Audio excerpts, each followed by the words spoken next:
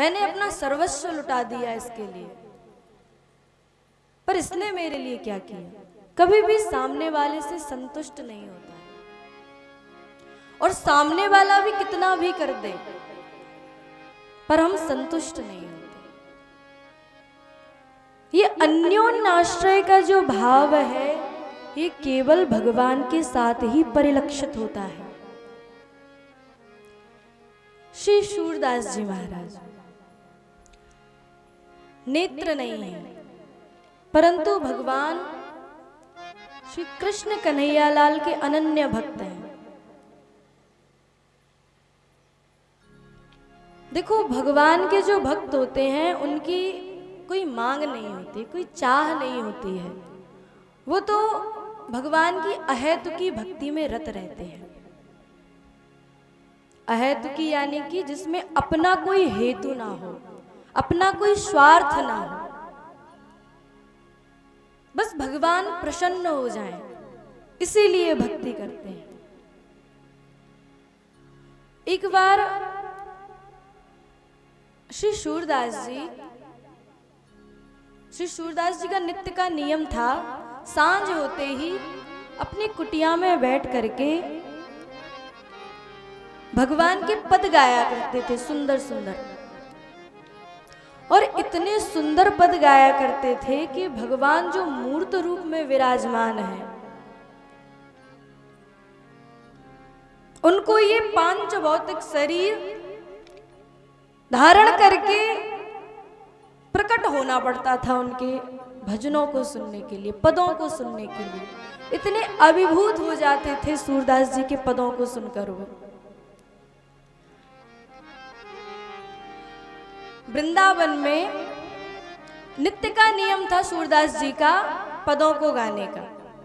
अब नेत्र तो है नहीं, दिखाई तो देता नहीं, सामने कौन है, बस मन के नेत्रों से भगवान को रिझाया करते थे।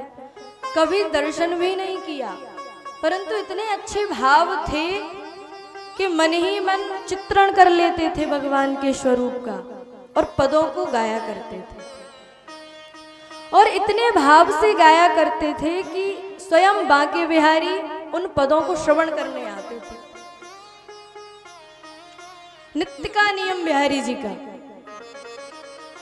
गोस्वामी जी सांझ को सब क्रिया कर्म करके, सब पूजा पाठ करके, भोग इत्यादि लगा करके बिहारी जी को सुला देते थे। अब जब बिहारी जी समझ जाते थे कि सब सो गए हैं, गोस्वामी जी भी पट बंद करके जा चुके हैं, तब बिहारी जी की लीला चालू होती थी। बिहारी जी एकदम शांति से उठे और एक जंगले से छलांग लगा करके सीधे बाबा की कुटिया में, जहां बाबा राग गा रहे हैं। सूरदास जी पदों को गा रहे हैं और कृष्ण कन्हैयालाल सन्मुख बैठ करके सुन रहे हैं। इतने विभोर हो जाते कि उन्हें पता ही नहीं चलता समय कब बीत गया। और जैसे ही देखते कि सुबह होने वाली है, फिर झटपट से अपने अंग वस्त्रों को संभालते, अपने जेवरातों को संभालते, जल्दी भागते कहीं गोस्वामी जी पकड़ ना लें कि ये बिहारी जी रोज रोज कहाँ जाते हैं। तो सुबह होने से पूर्व ही गोस्वामी जी मंदिर में ना आ पाए, उससे पहले ही मंदिर में उपस्थित हो जाते थे। उसी जंगले से फिर छलांग लगा के अंदर अपने बिस्तर पर फिर लेट जाते थे। अब एक दिन किशोरी जी ने सोचा कि ये बिहारी जी रोज रोज कहाँ जाते हैं अकेले, मुझे बताते भी नहीं है। अब बिहारी जी का तो नित्य का यही नियम था, उनको तो रोज जाना था। एक दिन किशोरी जी ने सोचा कि मैं पीछा करूंगी इनका, कहाँ जाते हैं ये रोज। अब जैसे ही गोस्वामी जी गए पट बंद करके, कन्हैया फिर उठे, सब देखा चारों ओर, कोई जाग तो नहीं रहा है। किशोरी जी भी नेत्र बंद करके सोने का नाटक कर रही हैं। अब जैसे ही जंगले से छलांग लगाई, पीछे से किशोरी जी आ गई। बिहारी जी कहते हैं आप कहाँ चली? किशोरी जी कहती हैं जहां आप जा रहे हो अरे आप मत जाओ वहां, मुझे ही जाने दो। नहीं नहीं, मैं तो आपके साथ चलूंगी, जहां आप जाओगे वहीं मैं चलूंगी। अच्छा ठीक है, पर एक शर्त माननी पड़ेगी। क्या शर्त? जब मैं कहूं तब मेरे साथ आ जाना, क्योंकि किशोरी जी परम कृपामयी है। एक बार किसी भक्त पर रीझ जाए तो कृष्ण तो देरी भी कर सकते हैं कृपा करने में, पर किशोरी जी देरी नहीं करते। तो किशोरी जी ने कहा ठीक है, जब आप कहोगे तब आपके साथ हम आ जाएंगे। अब कृष्ण कन्हैया लाल और किशोरी जी आज दोनों बैठी है बाबा के सन्मुख। सूरदास जी पदों को गा रहे हैं, उन्हें पता ही नहीं सामने कौन है। सामने साक्षात परब्रह्म परमेश्वर, जिनको वो रिझाना चाहते हैं, वो सन्मुख बैठ करके उनका गायन सुन रहे हैं।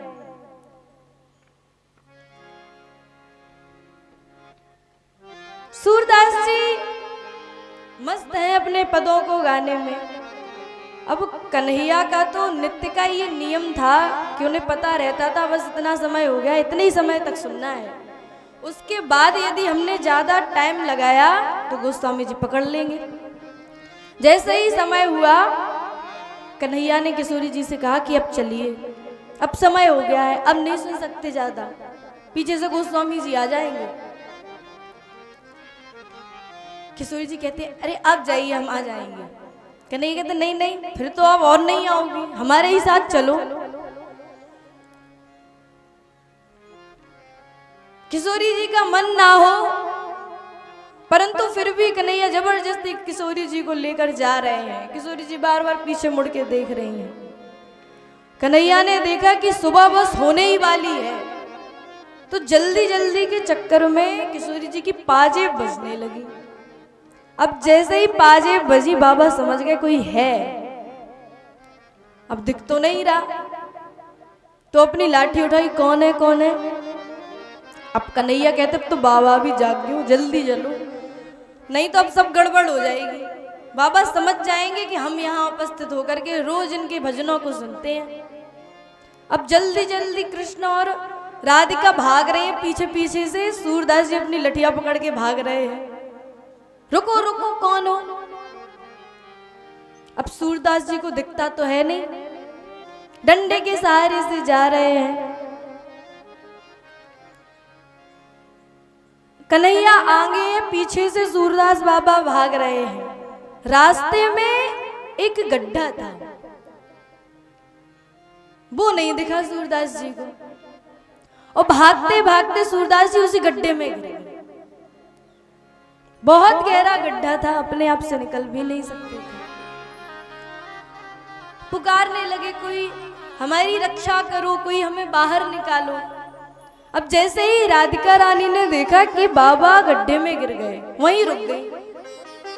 कृष्ण ने पूछा क्यों रुक गई, तो किशोरी जी कहते हैं बाबा गड्ढे में गिर गए हैं। कृष्ण कहते हैं गिर जाने तो कोई आके निकाल लेगा, अभी आप शीघ्र चलो, गोस्वामी जी आते ही होंगे मंदिर में। किशोरी जी कहती हैं अब मैं नहीं जा सकती, आपको जाना है तो आप चले जाओ। कन्हैया कहते हैं कि अब क्या करूं, मैं वहां जाऊं कि यहां जाऊं, अकेले जाऊंगा तो भी फंसूंगा, और किशोरी जी तो साथ चलने वाली है नहीं, तो इससे बढ़िया है इनकी सहायता कर दो। अब देखा तो गड्ढा बहुत गहरा था। कन्हैया पास में गए, पीछे से किशोरी जी। सूरदास जी चिल्ला रहे हैं अंदर से, रक्षा करो रक्षा करो। कन्हैया पास जाकर कहते हैं अरे बाबा कहाँ भयो, कैसे गिर गो या गड्ढा में। बाबा कहें लाला मुझको दिखे ना है, मेरे नेत्र ना है, मुझको दिखो ना है, मैं या गड्ढा में गिर गो। अच्छा तो अब मेरी रक्षा करो, या गड्ढा ते मुंह को बाहर निकालो। अच्छा ठीक है बाबा, हम एक काम कर रहे हैं, क्या? कमर में एक पटका बांध के रखते हैं हमारे कन्हैया। वो पटका निकाला, बाबा हम या पटका को अंदर डालेंगे, आप या को पकड़ लियो और हम ऊपर को खींचेंगे, आप बाघ को पकड़ के ऊपर आ जाओगे। बाबा कहते हैं सो तो ठीक है, पर तुम हो कौन? अरे बाबा मैं ये ब्रज को एक ग्वाला हूं, आपको वहां से क्या करना है?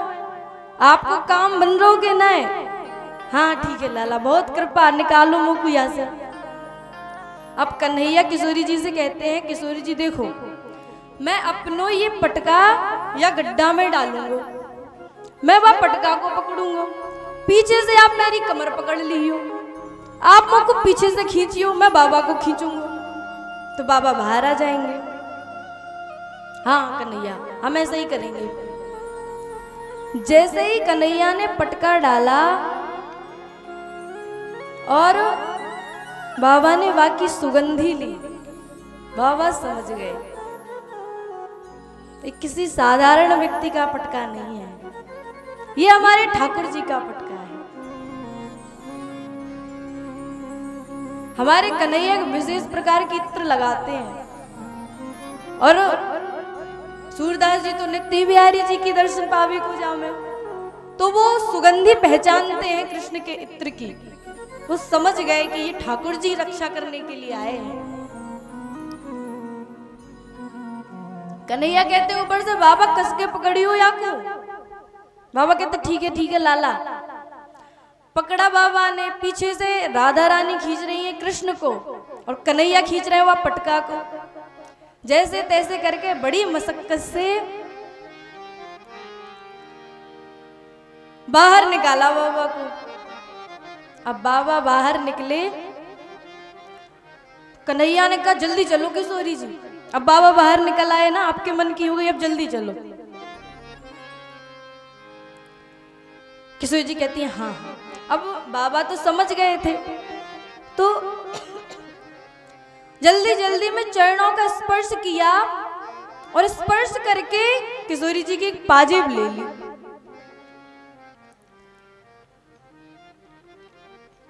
वो पाजेब अपने पास रख ली सूरदास जी ने। अब कृष्ण कन्हैया लाल और किशोरी जी वापस मंदिर में जा रही है। बीच में चलते चलते किशोरी जी की नजर पड़ी अपनी पाजेब पर। किशोरी जी कहे लाला एक पाजेब तो एक पैर में है पर एक नाय दिख रही। अरे किशोरी जी अपने जेवरनों को संभार के नाय रख पाओ, आप तो कहाँ गिरा दी? अरे कन्हैया जल्दी से देखो, अगर नहीं मिली तो बाबा बहुत डांटेंगे, वहां गोस्वामी जी बहुत डांट लगाएंगे कि जाने कहाँ अपने अंग वस्त्रों को, अपने अंग के जो आभूषण है उनको गिराते रहते हैं। आपको एक बात बताएं, जो हमारे अर्च विग्रह हैं, जो हमारे ठाकुर जी हैं, वो अपने अर्चक से बहुत डरते हैं। अर्चक यानी जो उनकी सेवा कर रहे हैं, उनसे बहुत डरते हैं। उन्होंने अगर कह दिया तो वो मानना ही है ठाकुर जी को। एक बार श्री राधा रमन लाल जी का मंदिर है, इतने से ठाकुर जी हैं, स्वयंभू ठाकुर हैं, स्वयं से प्रकट हुए हैं।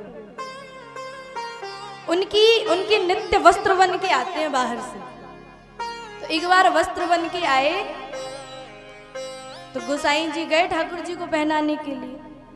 जैसे नित्य वस्त्र पहनते उसी नाप के वस्त्र थे, पर ठाकुर जी का मन नहीं था पहनने का। वो बार बार पहनाए पर वो छोटे पड़ जाए वस्त्र, मतलब ठाकुर जी का मन नहीं है वो वस्त्र पहनने का।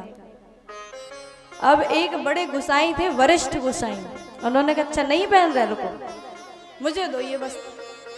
सारे गोसाइयों से कहा तुम सब बाहर जाओ, पर्दा लगा दिया, वस्त्रों को ठाकुर जी के पास रखा, सामने बैठे। सुन लाला, ये वस्त्र वहीं से बन के आए हैं जहां से रोज तेरे वस्त्र बन के आते हैं। तुम मोको यूं पतो है कि ये वही नाप के हैं, ये तो आ जाएंगे। मैं समझ रहा हूं तेरो मन ना आए आपको पहनने को, पर कन्हैया इतनी जल्दी व्यवस्था ना होगी दूसरे वस्त्रों की।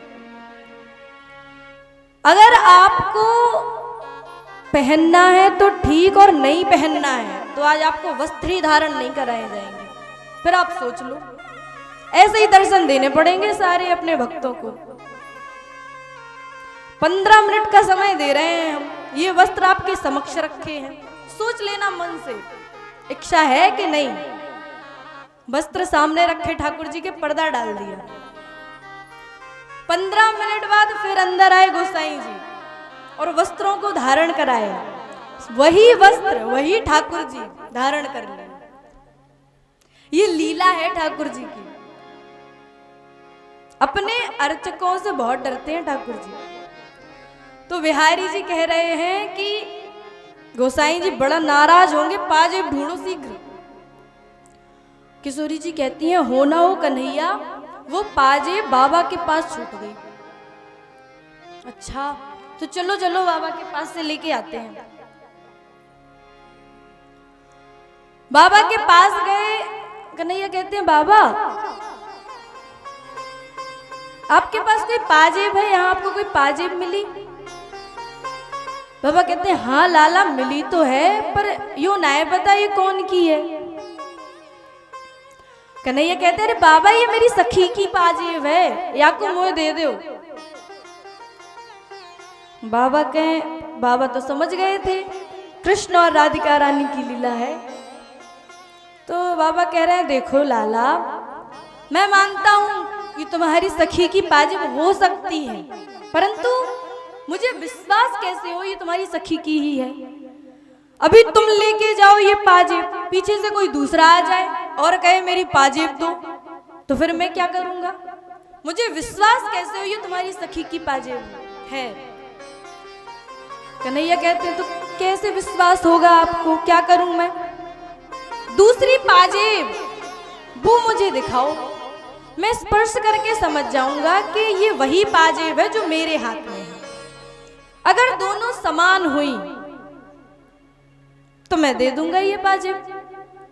कन्हैया कहते हैं, बाबा बड़े चालाक हैं, किशोरी जी की कृपा पाना चाहते हैं। किशोरी जी दूर खड़ी हैं। कन्हैया कहते हैं, पधारो, बड़ी इच्छा है आपकी कृपा करने की, तो कृपा कर ही दो। किशोरी जी आई। कन्हैया कहते, बाबा आ गई मेरी सखी, अब देख ले या की पाजेब वही है कि ना है। सूरदास जी के नेत्रों से अश्रुपात होने लगे। सूरदास जी सोच रहे हैं, आज तो मैं कृतकृत्य हो गया। किशोरी जी और कन्हैया दोनों साथ हुए। सूरदास जी ने पद स्पर्श किए किशोरी जी के, कहा लाला यही पाजेब है, ला मैं दूसरी पाजेब पहना दूं। सूरदास जी पाजेब पहना रहे हैं और अश्रुपात करते जा रहे हैं। देखो, कहते हैं कि मांगे मिले ना मोती और बिन मांगे मिल जाए हार। मांगने से नहीं मिलता और भक्त मांगते भी नहीं है। मैं अगर चाहूं तो चाहूं, तू ना मुझको चाहना, क्योंकि तूने अगर चाहा तो मगरूर हो जाऊंगा। मैं अगर देखूं तो देखूं, पर तू ना मुझको देखना। क्यों? क्योंकि तूने अगर देखा मुझे तो फिर मशहूर हो जाऊंगा।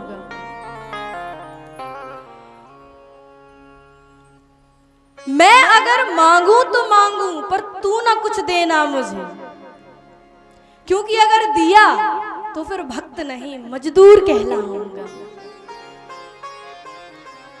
भक्तों के भाव बड़े ही निराले होते हैं। तो इस प्रकार से अहेतु की भक्ति